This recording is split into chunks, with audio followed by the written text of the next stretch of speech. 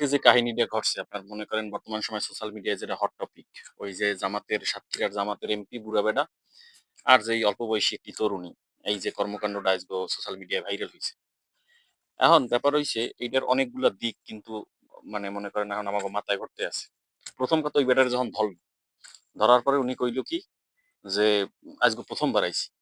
এখন এই মাইয়ের যদি হের স্ত্রী হয় তাহলে হে প্রথমবার আউক আর 50 বার আউক, এটা তো এক্সপ্লেইন দেওয়ার কিছু নাই। হে কবে যে আমার বউরে নিয়ে আমি আইছি, ঠিক আছে, আইতেই পারি। আবার দ্বিতীয় একটা কোশ্চেন হয়েছে, হের যদি বিবাহিত বউ হয় তাহলে হে রোজাকা ওরম গোপনে বা ওইভাবে যাওয়া লাগবে কোন কারণে? এটা তো যাওয়ার কোনো প্রশ্ন হয় না।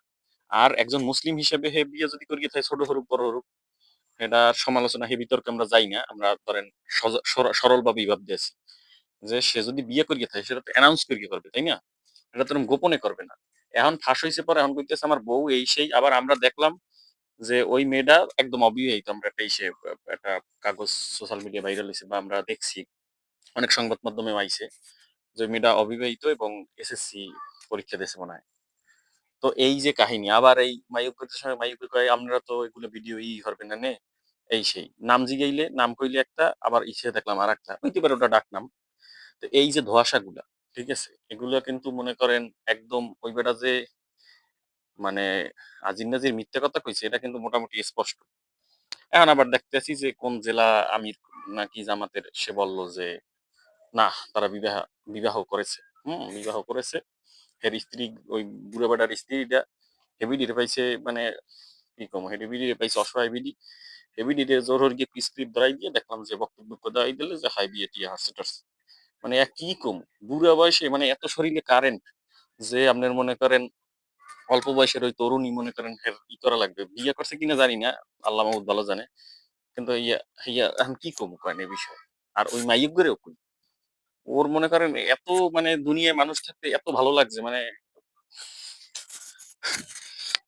কি কম গো। এখন আমার কথা হইছে, তারা যেহেতু জামাত ইসলাম করে, তারা সবসময় মনে করেন নিজেকে দলটার ভিতরে ধর্মটারে মনে করেন ঢুকে গিয়ে মনে করেন প্রচার করে, হ্যাঁ আমরা এই সেই ইসলামটারে কায়েম করবো।